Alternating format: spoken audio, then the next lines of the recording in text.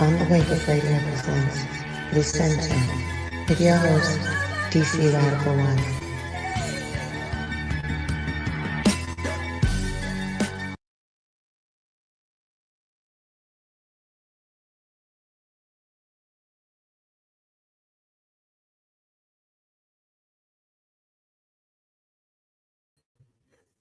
Greetings, friends, family, enemies, and allies. I am your host, DC Radical One, and you have entered the center. Shout out to our wonderful producer, Cindy Ashby. You can check us out on SoundCloud, YouTube, iTunes, Podcast, Google.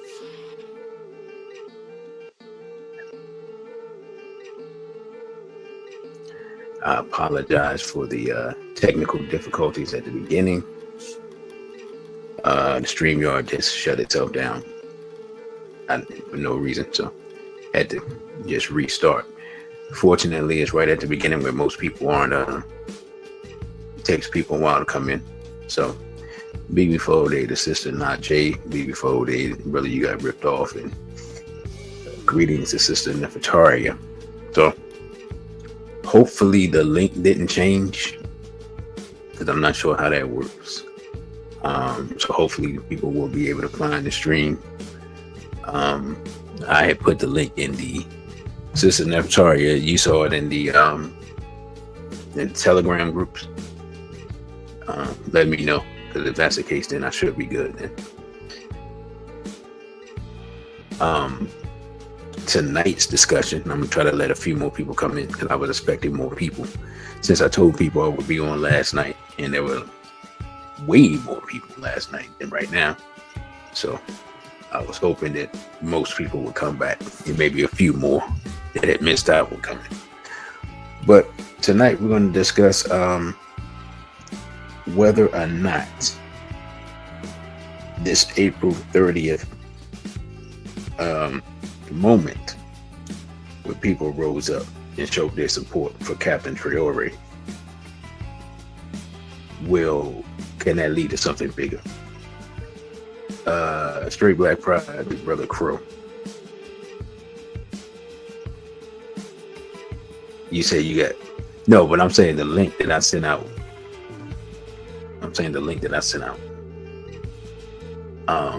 To the groups,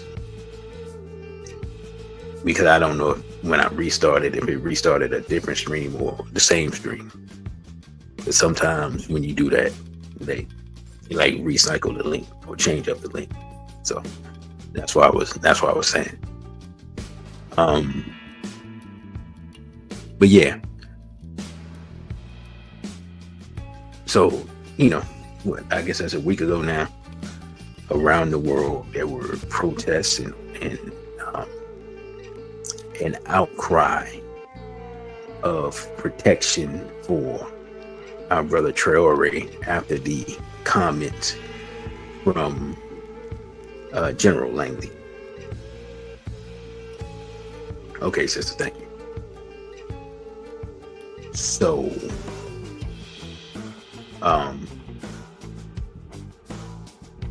it was across the world, and I was actually.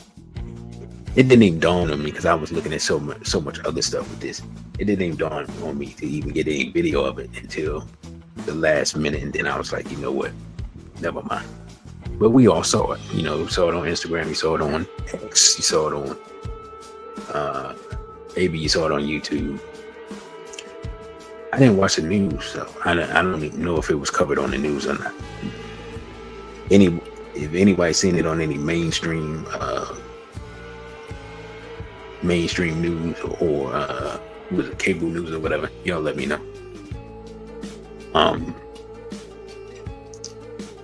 But it was around the world. But my question is that a one-time thing? Is that we mad for the moment? Was that an emotional response, or is that something that can be made into something long standing and be the foundation for a global organization. So that's what we're going to discuss tonight. For some reason, I don't really like this music for this discussion, but I don't have a lot of options on here. I did have some other music that I downloaded, but I don't actually know. It's kind of got lost in the sauce here. Amongst my many options, I just don't see it. So I guess we stuck with this one. But anyway, so that's what we're going to talk about. I'm going to look at a couple of articles covering April 30th, and then we're going to look at a couple of articles dealing with Brother Goita. He has been nominated for a 5-year presidential term.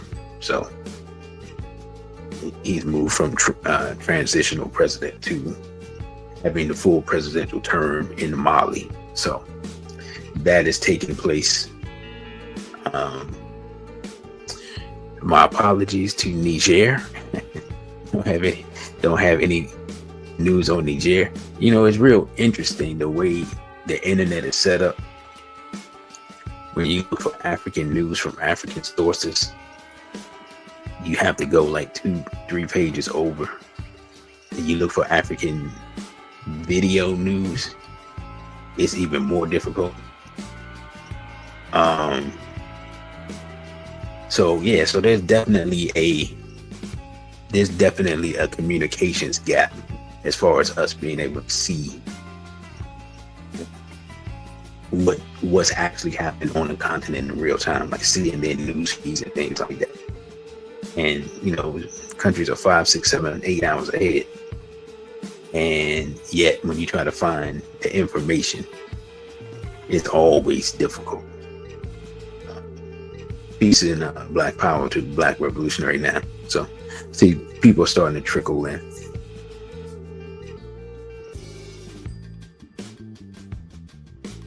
Yeah, I know, brother, but still irritating when you actually looking for stuff, because there's a lot of YouTube channels, and some of them have solid information, and then others are just like, man, it's like AI voices, and you don't see the people, and no source material, and it's like, man, come on, man.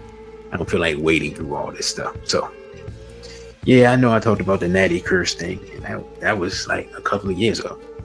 I mean, we have like some serious billionaires Black billionaires on the continent. Like, might be time to make a continental, and not as far as the quality of news, but a continental CNN, how CNN used to be back, 20 years ago now. So yeah. But yeah. So let's get into this.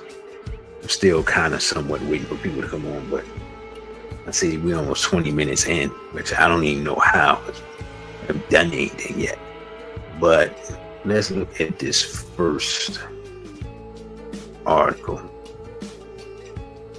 I guess I need to make it bigger so y'all can see. How about that part? Yeah, it's more like it. Say, African will not submit to you, which I guess the person who wrote it, someone named, okay, this is from Black Agenda Report. All right, it's from Black Agenda Report. So this is what they're saying. Said on April 3rd, U.S. Africa Commander Michael Langley testified to the Senate Armed Services Committee during an excruciating 2 hours, obsessively devoted to the ill-fated project of preserving U.S. hegemony. And the way this is written is hilarious. Langley's testimony was all about stopping Russia and China's advances on the continent. Some senators expressed concern that Trump had dispensed with the soft power, their term, projected by USAID, and worried that China is stepping in the field of breach. Alarm bells went off in Africa, the African diaspora, and peace and justice communities all over the world when he turned his attention to Burkina Faso and its leader, Captain Ibrahim Traore, accusing him of using gold reserves he nationalized to protect his junta. I despise that word, y'all know. Anyway, it would be challenging, of course, to come up with a more arrogant, illogical, and downright idiotic assertion. The head of Afrikan, a military command openly devoted to securing U.S. interests, with a $2 billion annual budget, accuses an African leader of devoting his own country's resources to its security. Can't make this stuff up, Bob. And they put, I love the way this is written, it's hilarious. In a pathetic attempt to give this a bit of humanity or legitimacy, Langley complained that Traore was using the country's gold to finance his own security rather than for the benefit of his people, as though there were some universe in which this was a plausible U.S. concern. In the same breath, he described North Africa as NATO's southern flank. I noticed that, and I found that interesting as well, when he said, since mid-April, a slew of social media posts have reported that the Burkina Faso diaspora, particularly in France, have been protesting and demanding that Captain Traore step down, accusing him of being a dictator, with some calling for his arrest. None of these posts are conclusively evidenced, and their scale, sometimes described as hundreds or a small group, varies across reports. No major news outlets seem to have reported such protests, but real or not, they're a classic example in the Western regime change playbook. Okay, let's stop right here. So allegedly, there are people from Burkina Faso in France, allegedly protesting against Mr. Traore. Bruh, I don't believe that for 1 second. So this just goes to show that they're pulling out all of the dirty tricks. They're pulling out the propaganda. They're pulling out the fake social media posts. Like, this is full on CIA, Mossad activity, right? So I'm glad I found this article, because I hadn't heard anything about that. But almost all the social media is controlled by Mossad. And also, real quick, let me make a quick tangent. For those of you all who, like me, use Signal, the situation with the White House, they weren't actually using Signal. They were using a ripoff of Signal that was sourced from Israel. So that's that. When people are like, well, why would they use that? And Signal is better than what they use. And what they use, they got from Israel, which means Israel had a backdoor to it. And that's why all those shenanigans happened with Trump and that whole situation with them sending that information to the journalists. I'm gonna probably do a quick video on that, but that just came into my mind. Just wanted to get that out there. Now, let us get back to the article. Now, it says Human Rights Watch has been playing its usual role as well, reporting that Burkina Faso has cracked down on dissent and that some members of its civilian militia, volunteers in defense of the homeland, have killed members of the Fulani ethnic minority.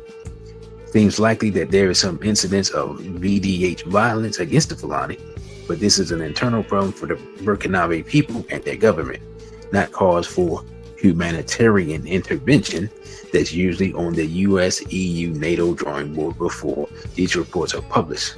Watch out for the emergence of the word genocide. Okay, so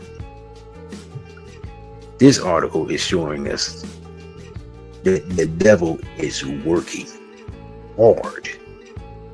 And this is why I wanted to do this now. I just wish more people were here, because the idea that everybody can come on for one day and protest and hoop and holler and bang drums and dance and we be in solidarity, and establishments telling lies and trying to get rid of the original man is not going to continue to take place, it's kind of silly on our part. So as we see from this article, they are really on the move with the standard CIA Mossad playbook. Right? Let me get back to it. Says volunteers in defense of the homeland are civilian self-defense militia organized to defend communities against jihadist violence unleashed by the US, EU, NATO, which means Mossad, because all of that is just controlled by Mossad. So I'm just going to read. I'm either going to read Mossad or Israel whenever we get to this point. Destruction of Libya.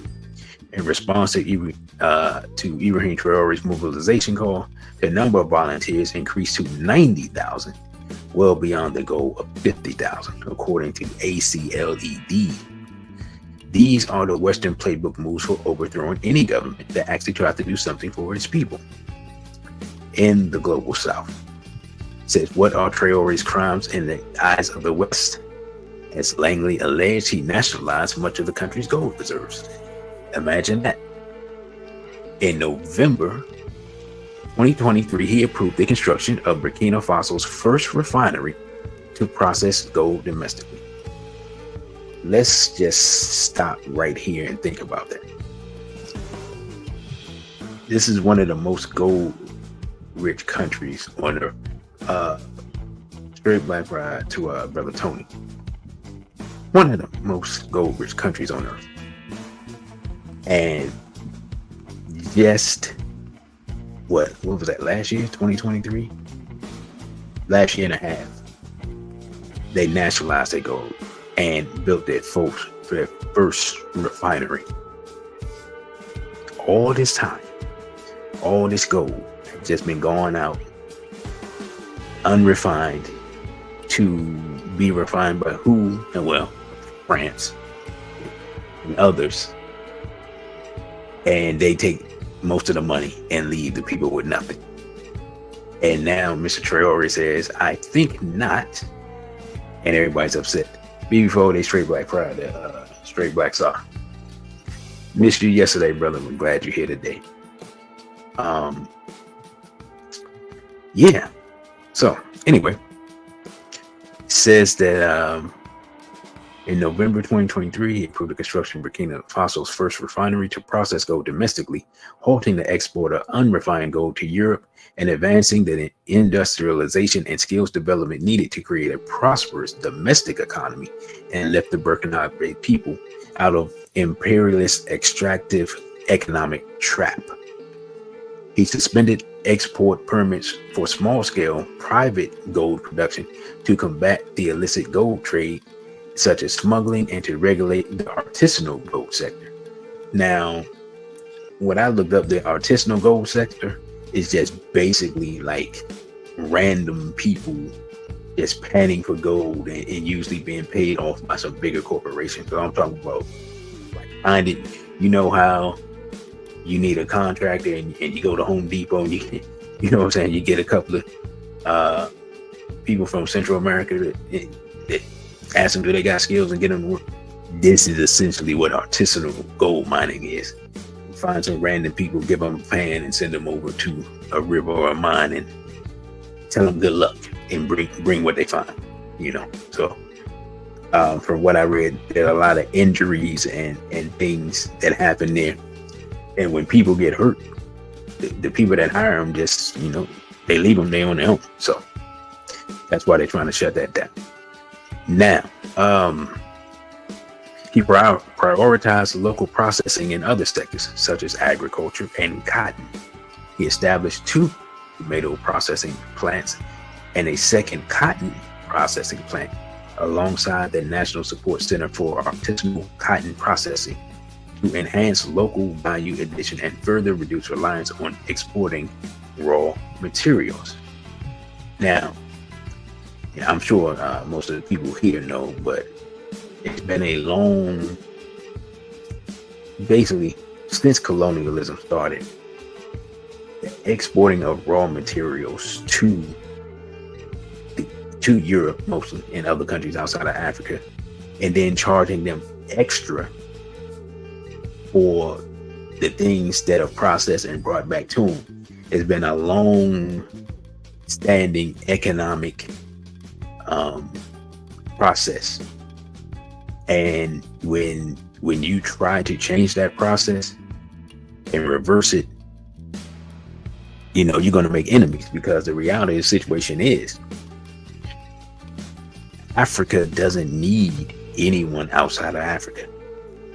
If the different economies link and they exchange amongst themselves, and they do business amongst themselves, and they build infrastructure collectively and build up their economies collectively, and it's over for everybody. You know what I'm saying? It's over for everybody. And brother Black Revolutionary Now says, but all the gold and resources that the European criminals stole from Africa to fund their country's war and propaganda is okay for them. Yeah. There's a hypocrisy of these white supremacists and the house Negroes. It's crazy. Man, let me tell you something. Yeah, man. I have nothing to add to that, brother. I mean, this is what it is, and we see it all the time. You see, brother, you got Rick gonna say starting to sound like Cat Williams when he was just describing how America got black people on board for the Iraq war. They got all the gold and they not sharing. Yeah, so, well, look, it's the reason why we're having this discussion. Because, I mean, this is an excellent article, by the way. The idea that they're just going to let this go and go back to, I can't even say go back, that they're going to let this go and not try to do some type of retaliation, it's just not realistic. Because it's too much at stake. And from what we're seeing, just what we're seeing with the push for war, and Israel pushing hard for war with Iran, even though Trump has basically said, and even the Vice President Vance have said, like, nah, we ain't with that, we don't need that. They still pushing for that. So if they pushing for that, and again, as I said previously, I believe they're pushing for this as well, because if that doesn't work, they can still get into that war. Greetings to Netaru Kemet. They can still get the same war with Russia, which is the ultimate aim, through Africa. So, but the Iran issue is the government of Israel, specifically, like Netanyahu and them. That's just been their thing for years. But the bigger Zionists who supersede the government of Israel, this war in general is what they want. So let me get back to this article real quick. It says, in a broader push for economic autonomy, he invested in agriculture to achieve food self-sufficiency, providing farmers with modern machinery and improved seeds, leading to a 2024 harvest of nearly 6 million tons of cereal. Now, I'm gonna be honest, when I think of cereal, I don't think of Africa. But one thing I've been told by virtually everyone who's gone to a part of Africa that wasn't covered by desert, you can grow virtually anything, anywhere. So, there you go. He expelled French military forces from Burkina Faso. In January 2023, he announced the termination of the 2018 defense agreement with France, giving French forces 1 month to leave. This followed public protests in Ouagadougou demanding their departure. They had been stationed in the country for over a decade to combat jihadist insurgencies, which had only gotten worse. By February 2023, French forces had withdrawn, marking the end of their failed Operation Sabre. He established military sovereignty and diversification of military partnerships, including partnerships with Russia. Upon assuming the presidency, he announced that he would continue to live on his army captain's salary. He appealed to the Pan-Africanist ideals of Burkina's revolutionary leader, Thomas Sankara, who served as its president from 83 to 87 before being assassinated in a French-backed coup. He erected a new statue of Sankara on the site where he was assassinated. On April 22nd, Burkina Faso Security Minister Mahamadou Sana told the press that security forces had foiled a major plot to assassinate Captain Ibrahim Traore, with the army alleging the plotters were based in neighboring Côte d'Ivoire, or the Ivory Coast. He said that they had aimed to sow total chaos and place the country under the supervision of an international organization. Hey, standard operating procedure, ain't it? This is one of the many coup plots reported since Traore assumed the presidency, and heavy security has been instituted around him. Afrikan's annual Operation Flintlock is underway now until May 14th. This year is based in the Ivory Coast, the alleged site of the foiled coup attempt, whose president, Alassane Ouattara, could not be more dedicated to the West. Commander Langley arrived for its outset on April 24th and 25th. When Commander Langley identified Captain Traore as an enemy of U.S. interest to the Senate Armed Services Committee, alarm bells went off in Africa, the African diaspora, and peace and justice communities worldwide. There have been cries that there must never be another Libya all over social media, including countless YouTube channels. A global rally in support of Captain Traore in Burkina Faso was called on April 30th, the date of this publication. And so this was before it happened, or they published before it happened. So that was Black Agenda Report. Oh, well, no, that was the monthly review, but they took it from Black Agenda Report. So as we see,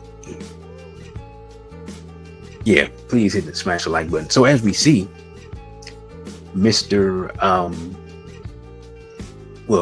first of all, Ivory Coast is totally in bed with the U.S.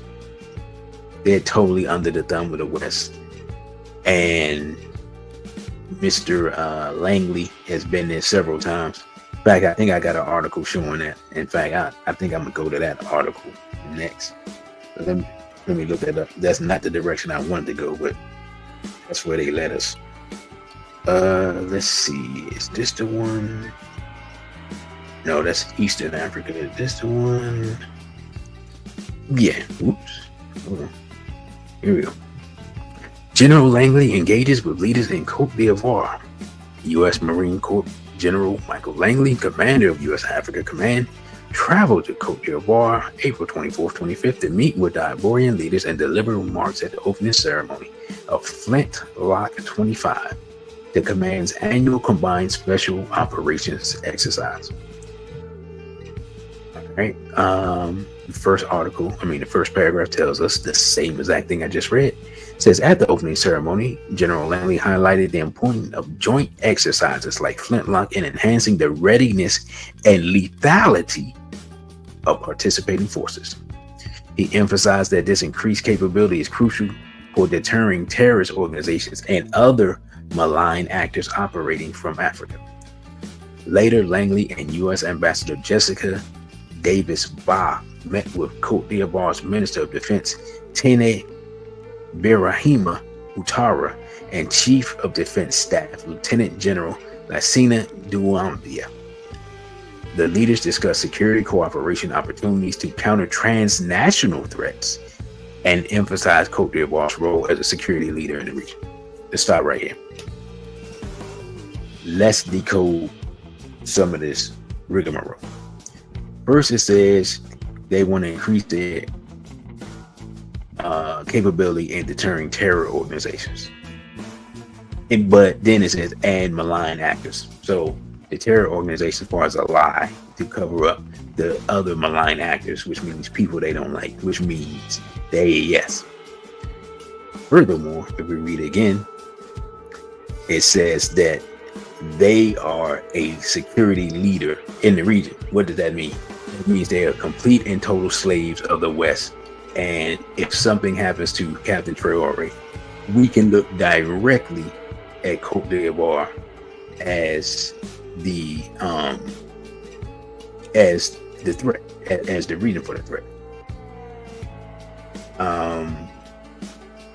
What do you say, brother? You saying Cote d'Ivoire president is married to a French Israeli? Is that what you're telling me? Wait a minute.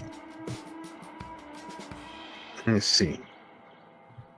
I didn't know that, but I'm not surprised.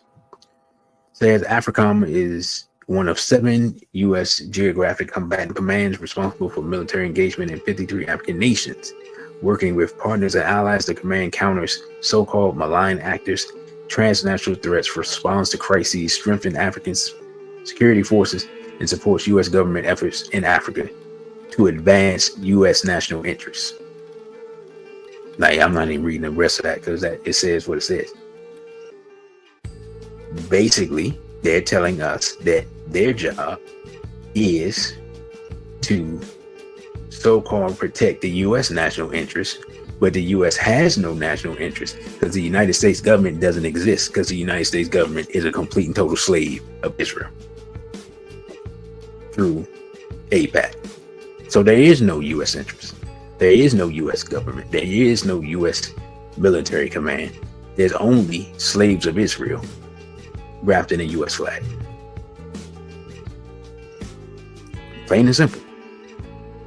Right? And if you and brother, if you're right that the president of Cote d'Ivoire is married to an Israeli, it makes my point. So Langley, man, this dude, Langley is the Ruto of America. I mean, we got a problem. Like, you know, we always had these people talking about, you know, this person's a coon and this, you know, that's talking this tether stuff and this and this and that. Man, this Michael Langley dude ain't from he ain't no from Jamaica or Caribbean or nothing. That dude probably from South Carolina, bro. I don't even know. Brother, you got ripped all. Yeah, you want to look up where he's from. Like, he's a complete enemy to black people. Like, this man, between him, Ruto, and Malema, my God. Like, oh my goodness. This dude, dangerous ain't even a word. He's beyond dangerous. It's making my head hurt. And you said, okay, this the information. Hold on. I'm gonna put this up. It says Dominique Claudine Nguyen Ouattara, born 1953, the first lady of Ivory Coast, married to President Alassane Ouattara. Was born in Constantine, Algeria. She's a Catholic of Jewish descent from her mother's side. It's all right. Well, I mean, so okay. So here's the situation. Ivory Coast has now moved up ahead of Kenya, or let me say this: the leader of the Ivory Coast has moved up ahead of Kenya. Oh, he from your neck of the woods, man. I was close though. What did I say? What did I say? I didn't say Alabama. What did I say? I said somewhere in the South. That dude from Shreveport, Louisiana. Man, oh man. Oh my goodness. The part that be killing me, man, is people be from places where they be from the most racist places on earth and be the biggest coons. It don't even be making no sense. Like, what is happening right now? Let me get myself together. That's crazy. I said South Carolina. Okay, yeah, all right. I was in the region, but I wasn't close. Anyway, hell, I mean, good gracious, man. This Langley dude. And shout out to my people from Louisiana that ain't cooning. Cause goodness great, he don't end up cooning for like 10 people. I done totally lost my train between him and the leader of the Ivory Coast. I done lost my total train of thought. Like, these dudes, man, they're like enemy number one, enemy number two, and then you add Rucho, and then you add Malema. Like, what is going on, man? You know what, brother, you got ripped off. Remind me to make a top 10, maybe not 10, maybe top 5 raiders of African people. You got Jason Black from Street Fort. Must be something in the water down there. My goodness. Anyway, let me get back to this article. I ain't gonna lie, that kind of just blew my mind. Just goodness. Anyway.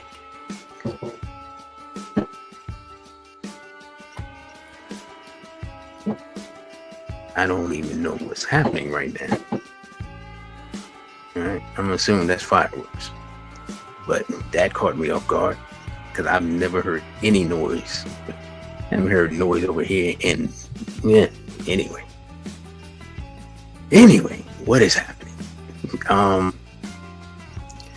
It said Afrikan Commander Langley key leaders visit Eastern Africa. Now, this was the end of last year. It said Langley, U.S. Africa Command alongside U.S. agency. So he went with USAID. So we don't have to worry about that anymore because they basically don't exist. But they were in Djibouti, Somalia, and of course Kenya. This visit focused on engaging strategic and interagency partners and civil society organizations about topics geared toward addressing challenges, opportunities, and threats that impact regional stability. In other words, they went over there to make sure that everybody's on the same page with the U.S. telling them what to do whenever they want to.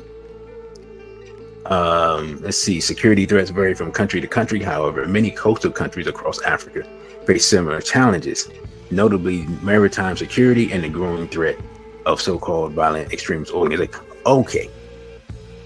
All right. It's clear to me now.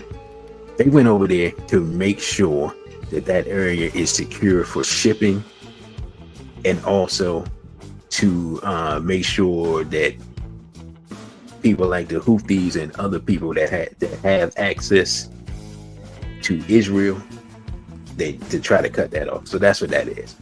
I was trying to figure out why they would be going there, but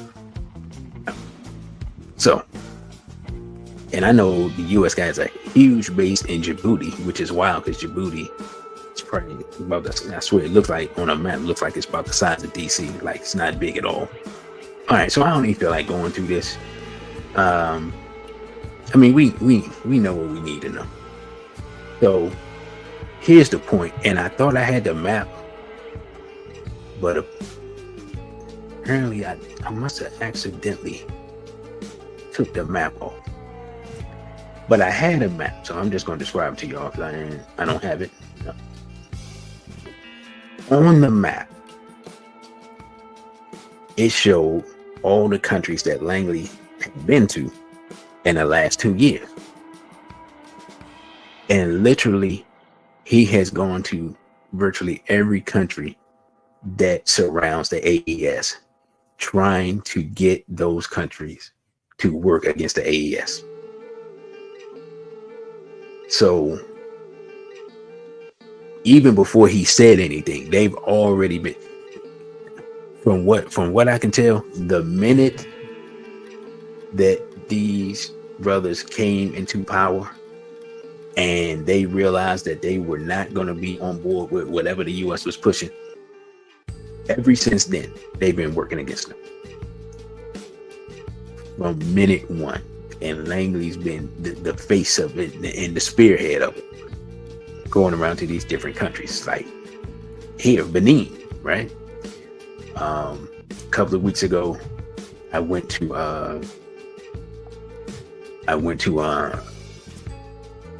the U.S. Not the U.S. What do you call it? The Smithsonian African Art Museum, and they got some Benin bronzes, and that's to be new exhibit. I just saw something, but anyway, now this is 3 days ago. It says U.S. Marine Corps General Michael Langley, commander of U.S. Afrikan, and U.S. Marine Corps Sergeant Michael Woods, or Sergeant Major, Michael Woods, on their first visit to Benin since taking command. This historic first visit marks a significant milestone in the bilateral relations between the two nations, highlighting their shared commitment to strengthen democratic institutions, respect for human rights, and foster prosperity for the people of Benin. Stop right here. Whenever you hear democracy and human rights, that means slave of the West. That's all it means. It means that they are pledging to be slaves of the West as long as they can rob the coffers of their country. It has nothing to do with no human rights, ain't got nothing to do with no prosperity for the people. All of that is a lie. Okay? It's all lip service, shenanigans, it's a flim flam, it's okie doke. It means absolutely nothing. And let's be honest, do we see any? I mean, we live in America. Is there any human rights here in America? You got poison food, you got poison water, you got poison atmosphere, you got psychological warfare, you got an economy where the rich get richer and the poor get poorer. You got governmental corruption. You got in some places wanton crime. Like, have I missed anything? And, oh yeah, and you got rampant police murders of black people. So if you can't fix any of those things here, how in the world are you going to help another country fix their problems there? Right? So, I mean, the rank hypocrisy is absolutely, totally, and completely ridiculous in every way, shape, form, or fashion. But I digress. Let me get back to the article.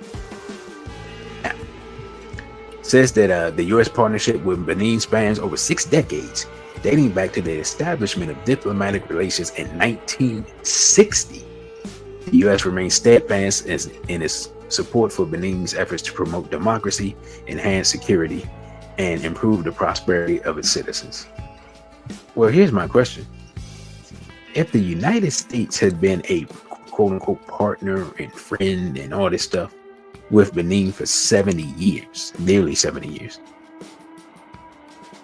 when Benin is still in the condition it's in, maybe you might want to look at some other options. You know, I'm just saying. Anyway, says the U.S. says no. This visit also celebrates the 10th year of a partnership between Benin's military and the North Dakota National Guard. Hold up. Why would an African country bring the North Dakota? Like, okay, on the list of the areas that have the least black people, there's Vermont, then there's North and South Dakota. You know what I'm saying? What are we doing? What are we doing? Yeah, I'm through with that article. Anyway, that article just absolutely, yeah. And reading this stuff makes my stomach hurt. All right. So we can go to the final call. We're gonna read something that's more positive. This came out. They wrote this today. It's Brian E. Muhammad. His fight is our fight. global rallies in support of Burkina Faso and Africa's independence. It says that the Honorable Minister Louis Farrakhan, the national representative of the Most Honorable Elijah Muhammad and the Nation of Islam, has said that time dictates the agenda, and when one's actions are in accord with the time, they are successful. Perhaps this is what the world is witnessing with Captain Ibrahim Traore, the president of Burkina Faso. On April 30th, mass demonstrations were held from Africa to Europe to the United States and the Caribbean to say to Western powers and neo-colonialists, hands off of Traore. The the coordinated demonstrations were part of a global day of support for Traore's Pan-Africanist and anti-imperialist governance. The 37-year-old head of state who came to power in a September 22 coup d'etat has in a short time set Burkina Faso on the course of self-determination, true liberation, shutting the door on exploitative powers like France and the United States. I would like to express my gratitude to all the peace-loving, freedom-loving patriots and Pan-Africanists who rallied around the world on Wednesday, April 30th, 2025 to support our commitment and our vision to a new Burkina Faso and a new Africa, free from imperialism and neo-colonialism, Captain Traore said on May 1st in a statement on X. Your active solidarity and demonstration of sympathy strengthens our conviction that that the fight we are waging for a fairer and more equitable world is justified. He declared, we will never bend our backs in the face of adversity. We will stand firm until our peoples are truly emancipated. With you, we are certain that victory over the forces of evil is at hand. Let's start right here. You know, for a while, I've been saying, man, that we need to start calling evil, evil. And to see this brother calling evil, evil, man, I just makes me feel great because finally someone is willing to call evil, evil, right? Taking wealth from people and leaving them with nothing and then blaming them for it is evil. Plain and simple. And, you know, man, this brother, every time I hear him or read his words, I just get full of pride because he's authentic. He's real. And, you know, the fact that it's three brothers together is just a really exciting time. So let me get back to the article. It says,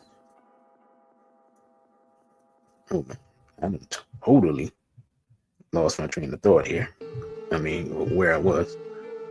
Okay, here we go. It says, he said, in solidarity with other nations, we will defeat imperialism and neo-colonialism for a free, dignified, and sovereign Africa.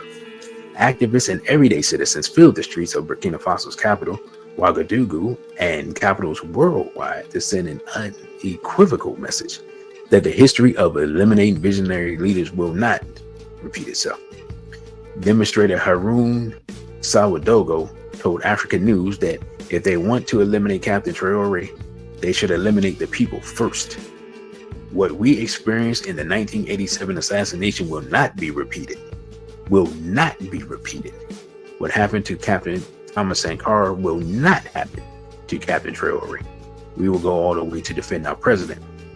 Demonstrators were enraged when the Burkinabe military announced they had forged another major plot on April 21st, aimed at sowing total chaos and attempting a coup. Media reports stated that there were upwards of 20 attempts to overthrow or eliminate Captain Traore.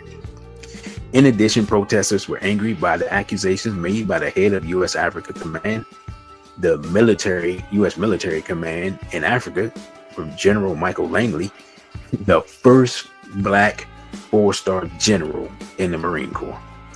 And I'm sure he's just so proud. Yeah, boy. In the April 3rd U.S. Senate hearing, General Langley accused Captain Traore, without providing any evidence whatsoever, of misusing the country's gold reserves to benefit himself and not the people.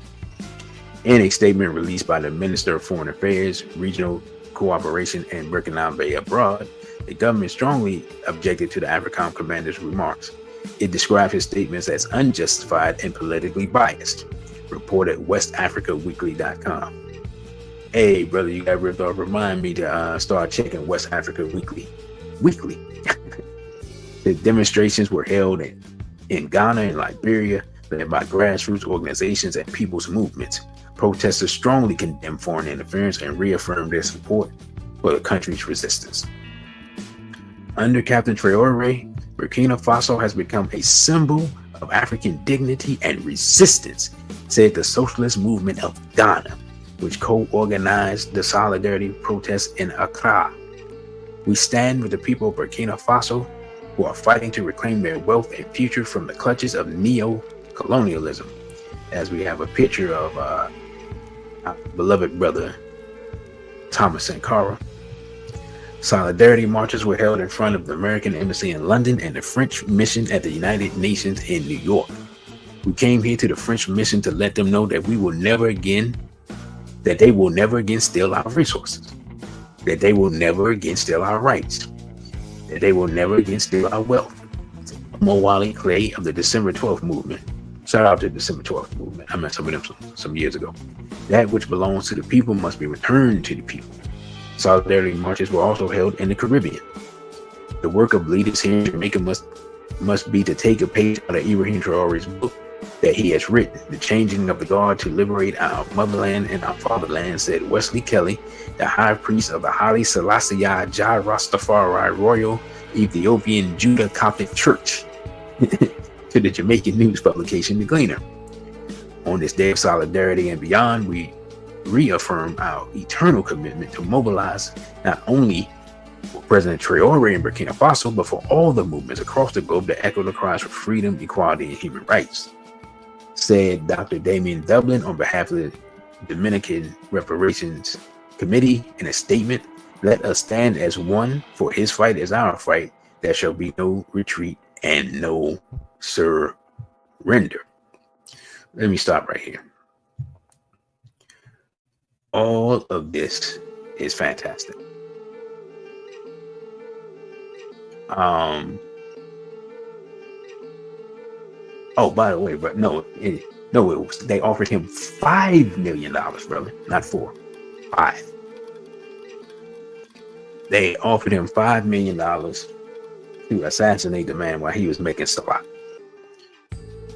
I mean, it's one of the most demonic things in the world, right?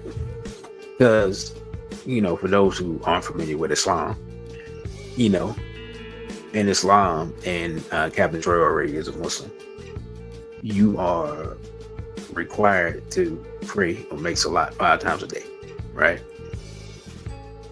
And so Muslims, this is just very important. It's a duty that they take seriously. So for them specifically to mention time when he's most vulnerable, when he is trying to be in tune with his spirituality and in tune with the Creator, it just shows you how diabolical these people are. And we got to think about it. $5 million. Let's be honest. If you give the average American $5 million and ask them to kill anybody they're not related to, they gonna take it. Now, think about what $5 million is in Burkina Faso. And they said that they would get him out the country and get him a new identity. So that's how you know it was Mossad. Because who else in the internet age, who else can get you a whole new identity other than some intelligence service from the West? Right? So everything that we see in regards to this is telling us that high-level intelligence services and people beyond government, extra governmental forces, are at work here. Which means that it's going to take that many more regular on the ground people to prevent this from happening. And I'm not sure what structure or how or what. I'm not sure what has to be done, but the pressure has to be continuously put on the United States. All right, to back up off of Burkina Faso and indeed the entire AES, because France can't afford to lose those places, so they're gonna do what they're gonna do. But I'm not worried about France by themselves. But with General Michael Kuhn Langley running around stirring up trouble in every country surrounding the AES, this is a definite basically it's a war. Let's call it what it is. It's a war. You know what I'm saying? The United States has essentially declared war, and they want to use their proxies. Now, of course, someone is using the United States as a proxy, but they want to use their proxies, specifically Cote d'Ivoire, to wage war against African sovereignty. That's it. This is where we at, right? So, and let me remind you all real quick. Again, this is the center for those who may have just come in. I'm your host, DC Radical One. You can follow me on Instagram at DC.Radical1, on Twitter at DC Radical_ONE, on OTWTube at DC Radical One, and you can donate via Cashapp $DC Radical One. So now, after an hour, I'm gonna ask the question, and I'm taking suggestions, by the way. Y'all can interject. How do we take that energy that we saw on the 30th, and how do we go from mobilization to organization? How do we go from emotional demonstrations to mass movements? And that's a legitimate question. It's not a what's the word? It's not a hypothetical. It's not a rhetorical question. That's what I'm looking for. Like, seriously. Well, number one, I just asked the question, do y'all think that can be done? Then number two, how does that take place? Because I mean, the war has been declared now, and they saw the response, and so to me, they're going to take the response of the people as an acceptance of the declaration of war that they made. So, I mean, you know. So, look, I'm all ears. What do we got? What's on the table? What options we got? We got anything? Do we think people are ready? Do we think people are not ready? Do we think that was just a moment in time, and people in Burkina and the AES pretty much on their own? Like, what do we think? Again, anyone, right? Is the mic on? Am I not talking loud enough? I need to turn the sound up. But I mean, we ain't got no ideas. All these brilliant people we got in here, we ain't got nothing at all. Everybody's watching on their TV, so they can't type nothing. All right, well, I go back to bro, you got Rick all said, hey fam, we thinking right now. I'll go back to the article. It says statements were sent to the French embassy admonishing France to leave Mr. Traore alone. Oakland, California stands with Burkina Faso and President Captain Ibrahim Traore. African Americans of the diaspora living in the Bay Area, California stand in solidarity with the people of Burkina Faso and President Captain Ibrahim Traore. We're calling out the ongoing foreign interference and neo-colonial tactics that have held our brothers and sisters in Africa back for far too long, said an open letter sent to the embassy, a copy of which was forwarded to the final call. We're done watching as Western puppet masters pull the strings. French-led coups have robbed us of our dreams and potential. We see the criminality in this system, and we refuse to stay silent while it continues to oppress our people. The vision of a free and redeemed Africa has been revitalized. We demand our right to self-determination. Burkina Faso deserves the freedom to choose its own leaders and control its own resources. That is our birthright. We're calling for an immediate end to coup attempts against President Traore and the chaos fueled by outside interests. Enough is enough. We won't stand by as foreign powers exploit our land and create instability. That's a strong letter. It says the geostrategic modern scramble for Africa's resources between America, France, the European Union, China, and Russia is in full effect. For the West, it was problematic for Burkina Faso, Mali, and Niger to expel the militaries of France and America, as well as sever the master-slave arrangement. The moves had popular support. Burkina's security situation also factors into Western relations. The country faces a violent insurgency by Al-Qaeda and ISIS, Israeli Secret Intelligence Service, affiliated groups. And much of Captain Traore's legitimacy rests on promises to restore security. Burkina Faso blames Western ineffectiveness in curbing the armed groups and took on the fight without foreign troops. The U.S., France used fighting the groups as a pretext for keeping the military footprint in the African countries. But of course, we know that Al-Qaeda is an outgrowth of previous U.S. military doctrine going back to the 80s with the Mujahideen in Afghanistan. So it says, however, the failure of the U.S. and France to oust the Al-Qaeda and ISIS groups wreaking terror across the Sahel fed into the anti-West sentiment growing amongst the African people.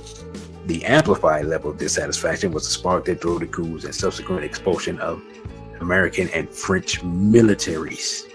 In recent Final Call interviews, some observers said leaders like Captain Ibrahim Traore emerged from such moments of intensified popular struggle for independence and decolonization.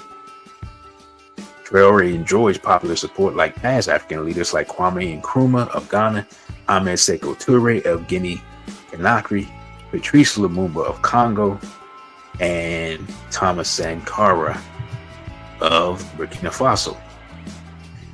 They are products of the intensified people's movement, said Netfa Freeman. Netfa Freeman? Okay. With Pan-African community active. I think I know this person. In recent comments to the Final Call. None of them are just great people who kind of develop in and of themselves out of nowhere. They are products of the history and struggle of the people. Past leaders struggle for independence and decolonization, and the new leaders are pushing back against neo-colonialism and deep colonization. Mr. Freeman further explained. Captain Traore is compared to Burkina Faso President Thomas Sankara, who was assassinated in 1987 in a foreign-backed coup. Both leaders assumed power at the age of 34. I didn't know that.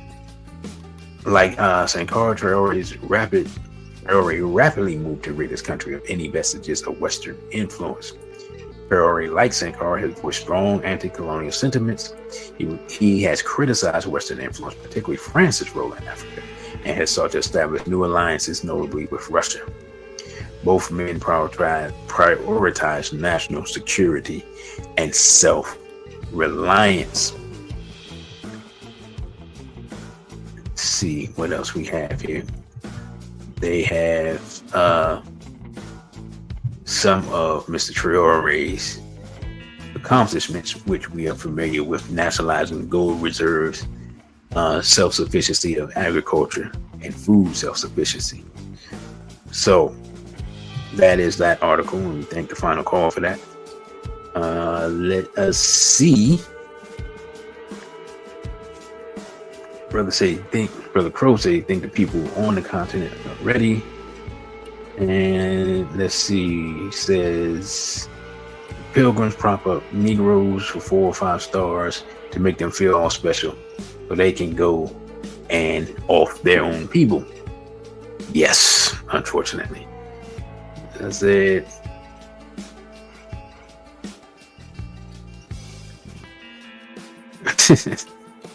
And brother said 90% of people, Black American people here, don't want no action, and 70% of people on the continent are about that.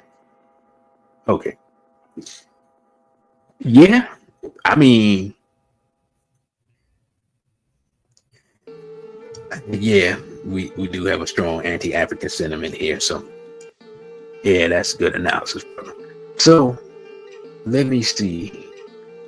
Have I even talked about Brother Gorta? Well, this is what I'm gonna do. I'm gonna play this clip because the AES is making a move that I haven't seen a lot of people talking about. That I find interesting. So I'm just gonna play it, and then we're gonna discuss what do we hear. So I'm not even gonna tell y'all the move. I'm just gonna play the video.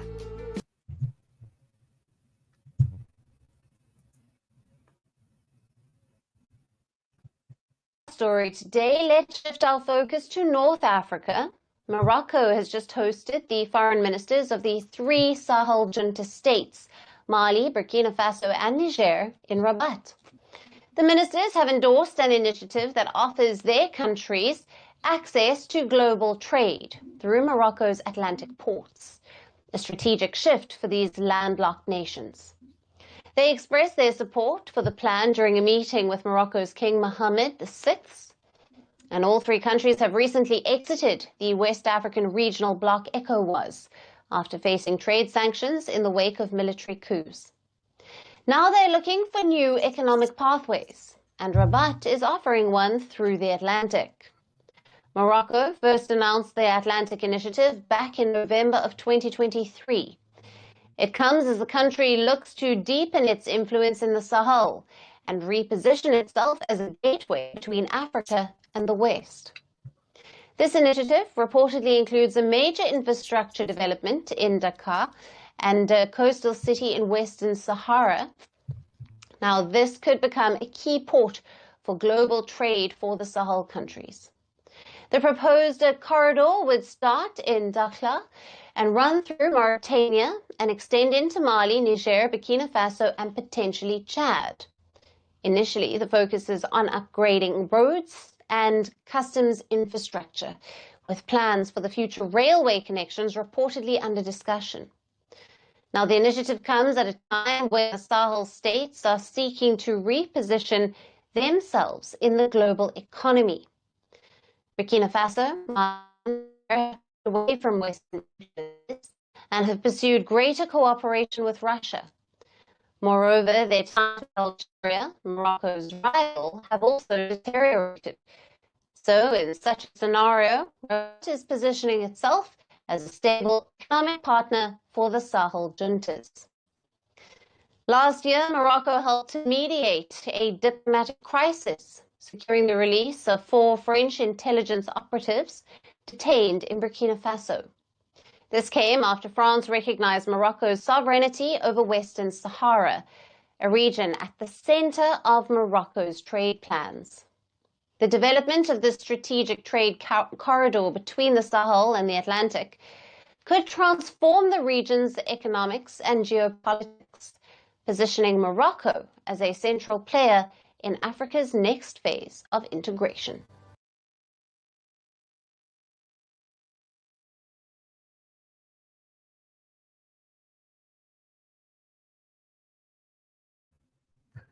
All right.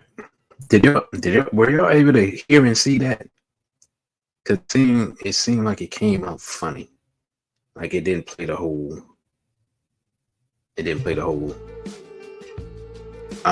video.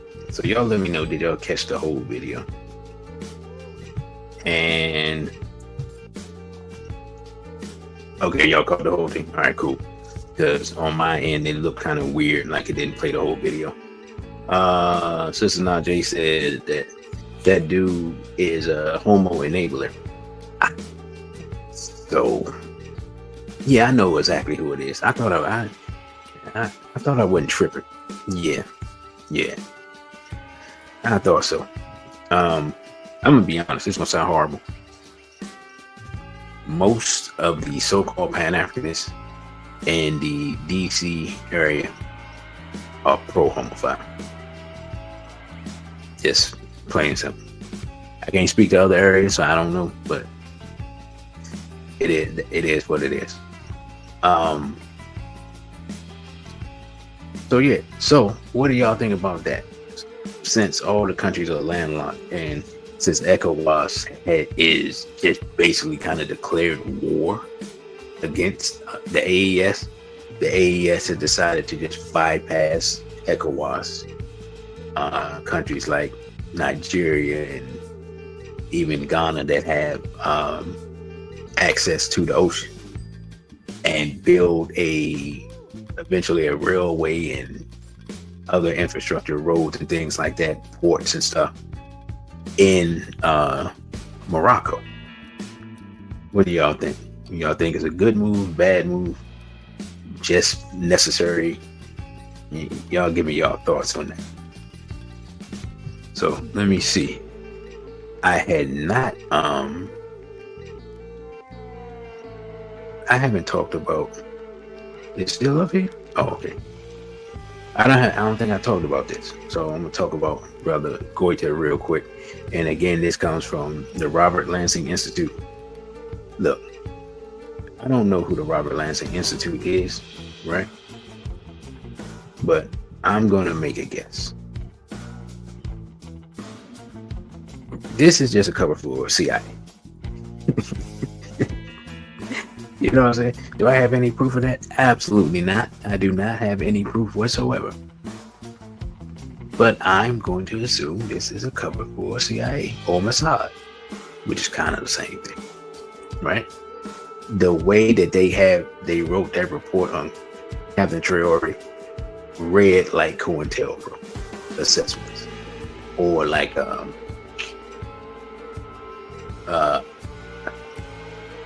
anyway, other government assessments of leaders, especially black leaders. But we're gonna read what they say about Mr. Goita. Says, in a move that further entrenches the military rule in Mali, the leader, Colonel, who actually now he's General, let's make that correction, Assimi Goita has secured political support to remain in power as president until 2030. This development has significant implications for Mali's internal stability, regional security, and international relations. The move reflects a growing trend of military-led governments consolidating power in West Africa amid rising jihadist violence and waning democratic governance.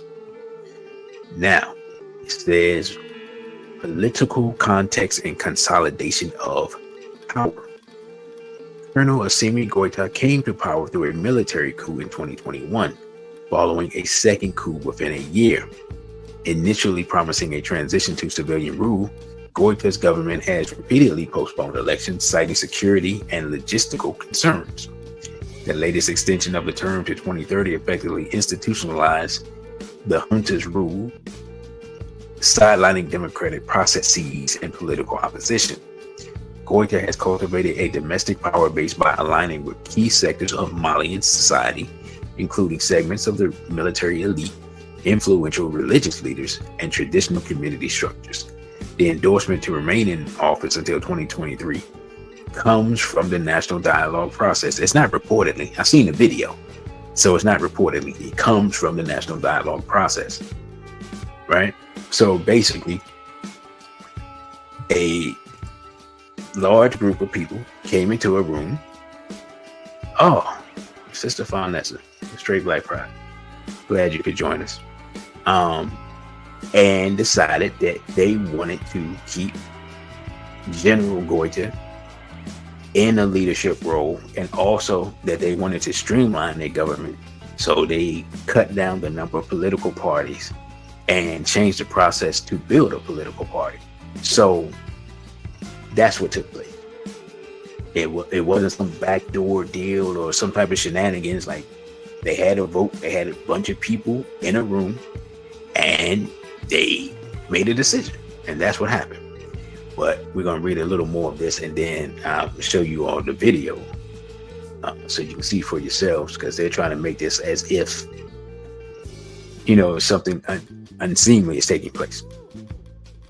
It says security dimensions and strategic motivations. The junta has justified this prolonged rule by citing persistent insecurity, especially in the northern central Mali, where jihadist insurgencies by groups associated with Al-Qaeda and Islamic State remain, which of course we know it means groups associated with the United States and Israel. That's what that means. By asserting that a strong, centralized military leadership is required to counter these threats, the junta has framed this rule as a necessary measure for national survival.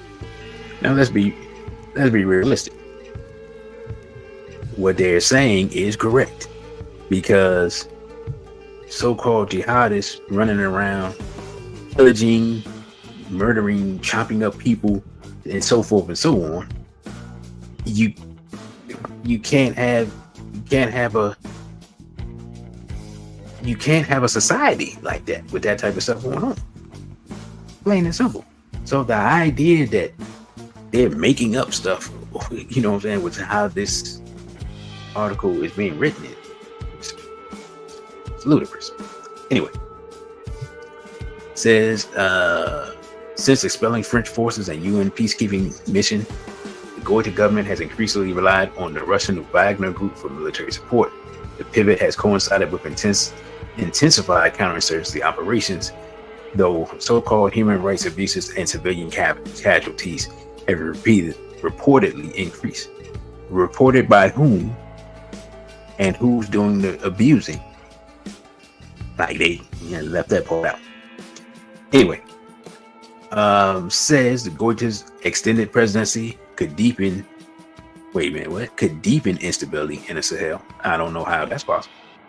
Mali's neighbors, particularly Niger and Burkina Faso, not their neighbors, but they're also their allies, may view this consolidation as a model. No, again, this is being backed by the people. It says ECOWAS faces a diminished role. This call for democratic transition is ignored. ECOWAS doesn't have any democracy. It's just they're ruled by ECOWAS are slaves of the synagogue of Satan. Let's just cut the crap. So I ain't gonna lie, this article has irritated me. So anyway, what I'm gonna do, I forgot. I got a video to play. I'm gonna play this video. It's short, it's about 2 minutes, and y'all can see for yourselves what's really going on, because we read enough of the propaganda. So here we go. Actors in Mali has recommended that junta leader Assimi Goita is named president with a 5-year mandate. Following a dialogue held in the capital Bamako, the conference also recommended that all political parties be dissolved and the conditions for the creation of new parties be tightened. Why does this story matter? In October 2024, 41-year-old Assimi Goita, who was colonel at the time of the coups that brought him to power, was elevated to the rank of 5-star general.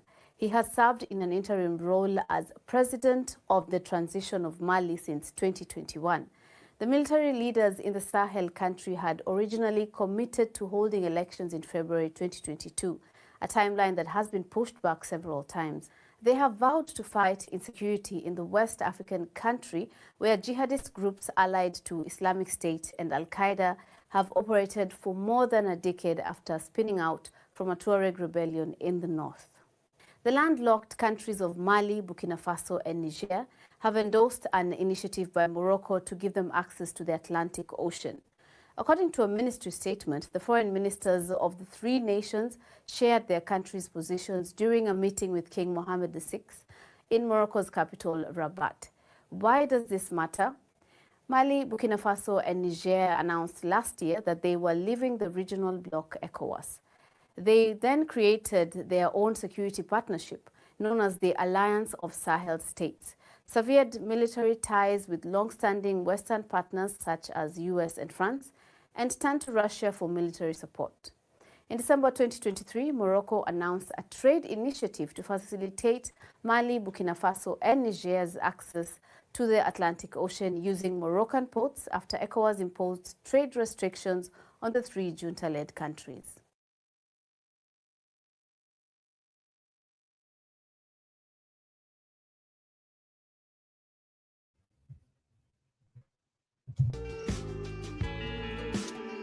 So,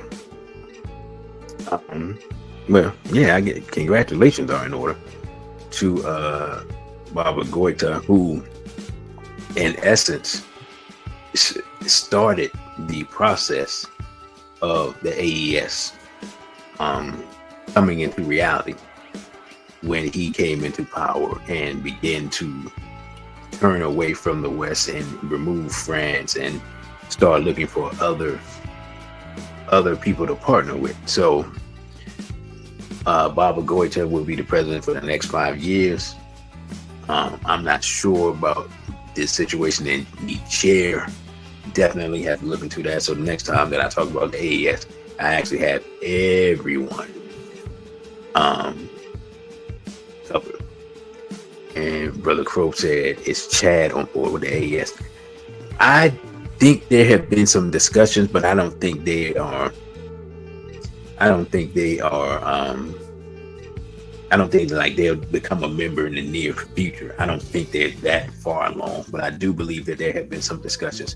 But I have to look further into that, brother. So just remind me to look into that a little deeper.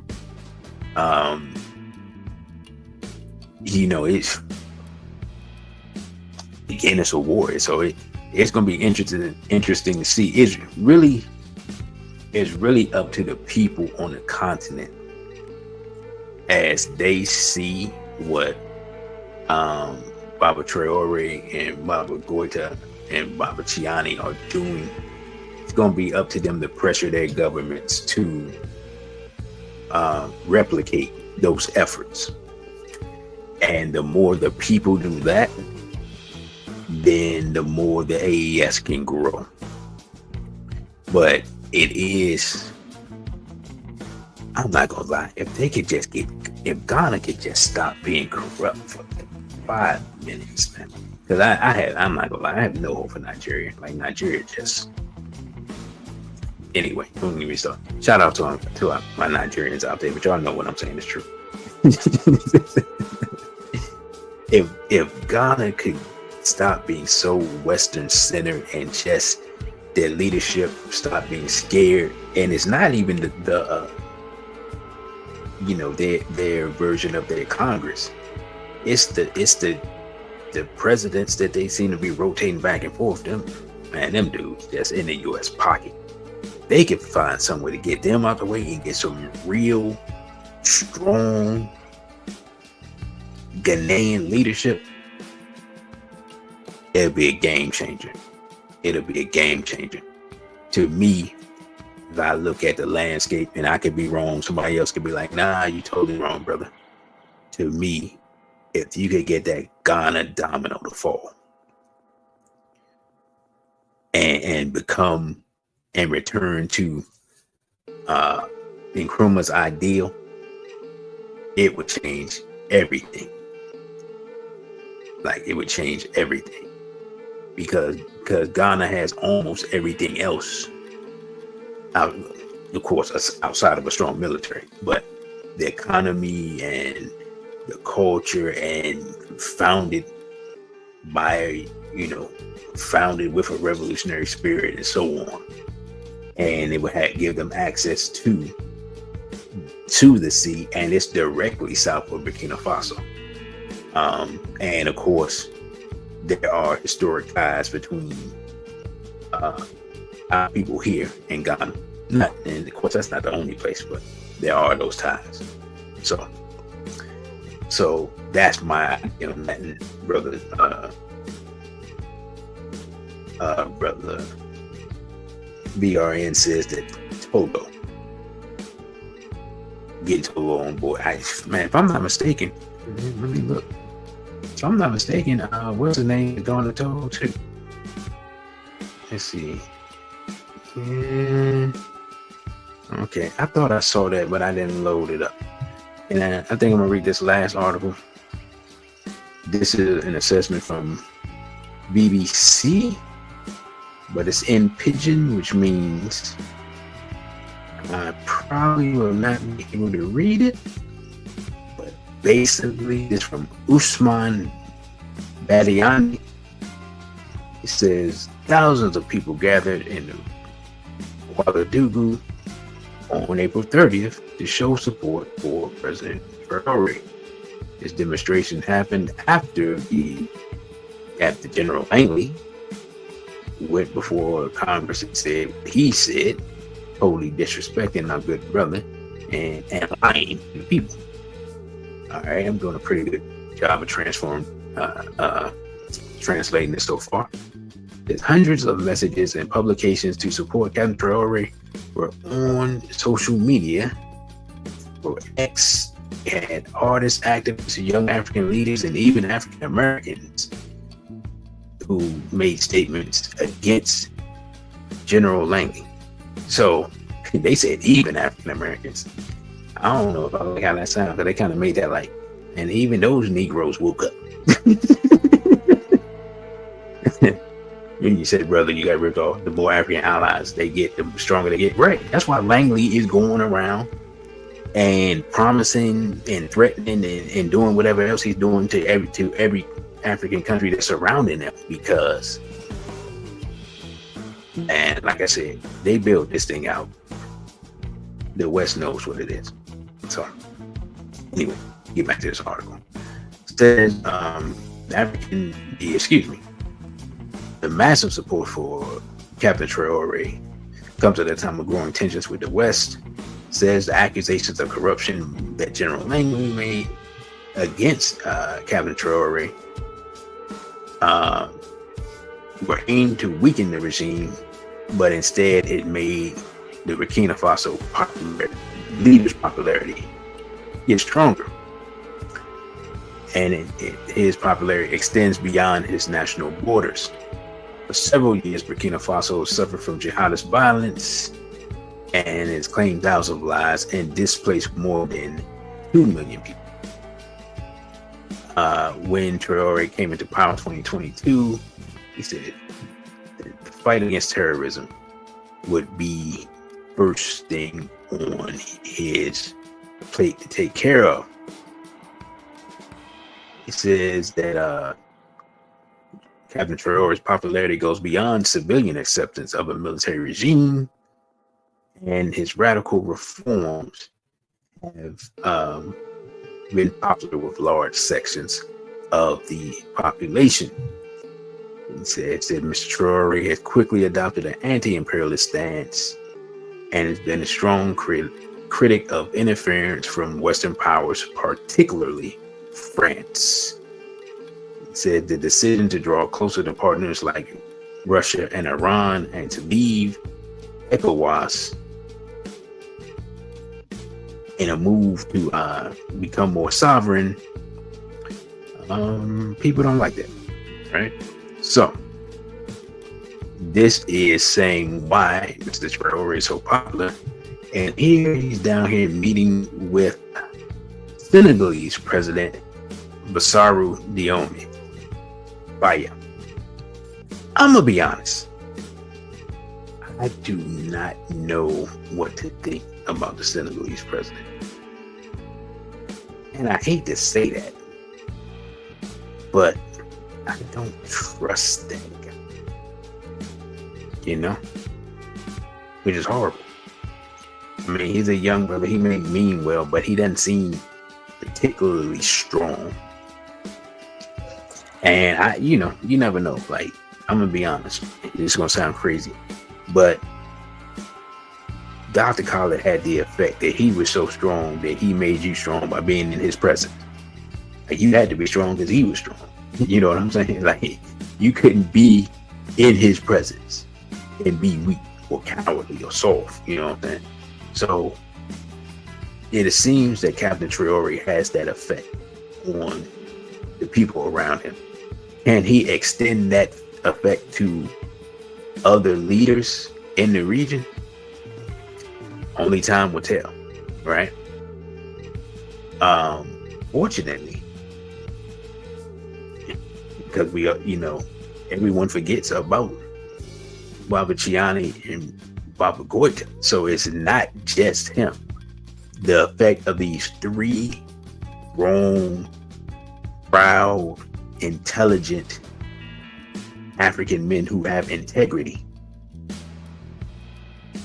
that has to have an effect on other leaders that they come in contact with. So what'll be interesting to see is how many young or upcoming African leaders will even be bold enough to stand with these people or to meet with them or be seen with them, right? That's going to tell us a lot about how things move forward and who's going to fall where. But I believe in the next 18 months, depending on what happens with this situation with Iran. If Israel tricks, forces, false flags, whatever, the U.S. into war with Iran, then I think the U.S. will just be too much engaged in that to deal with any other shenanigans. But here's the danger. If that takes place, most of the world will be looking over there, which gives, U.S. forces or Mossad forces, gives them cover to do shenanigans. So that's a danger that you have to look out for.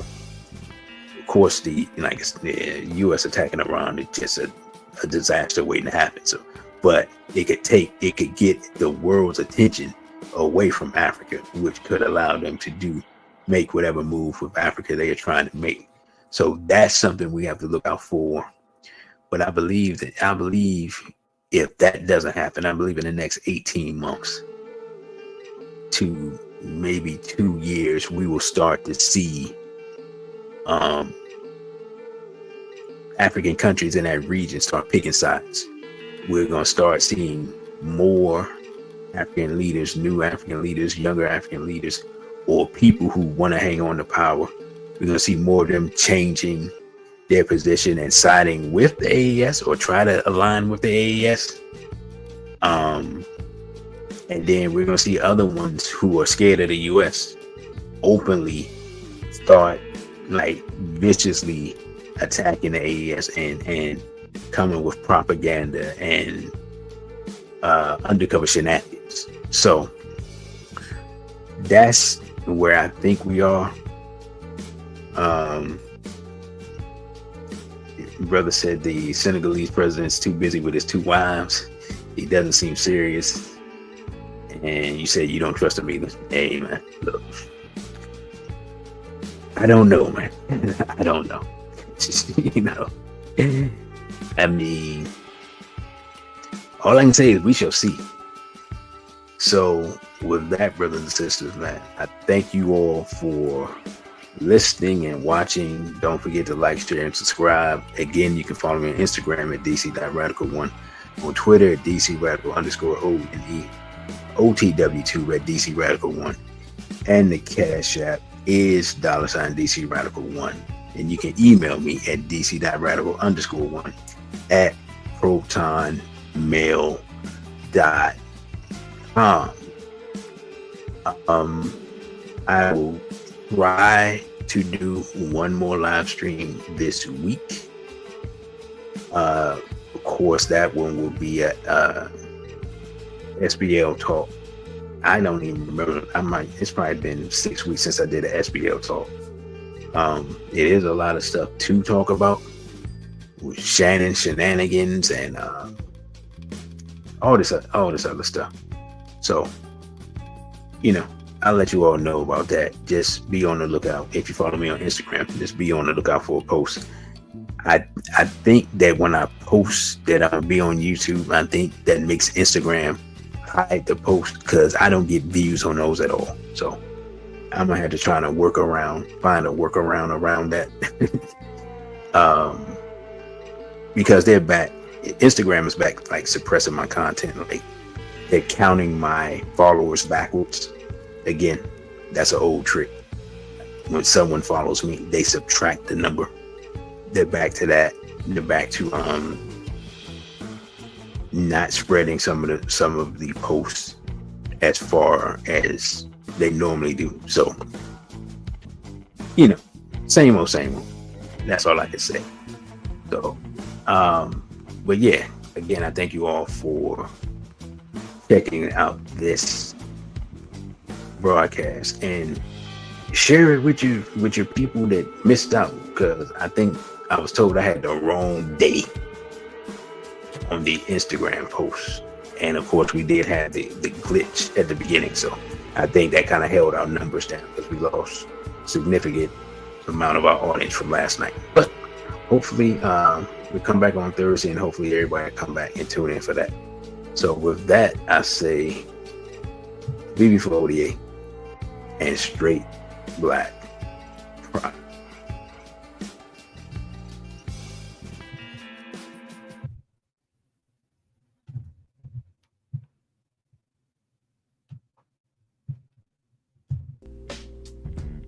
Thank you for watching this video. Don't forget to like, share, and subscribe.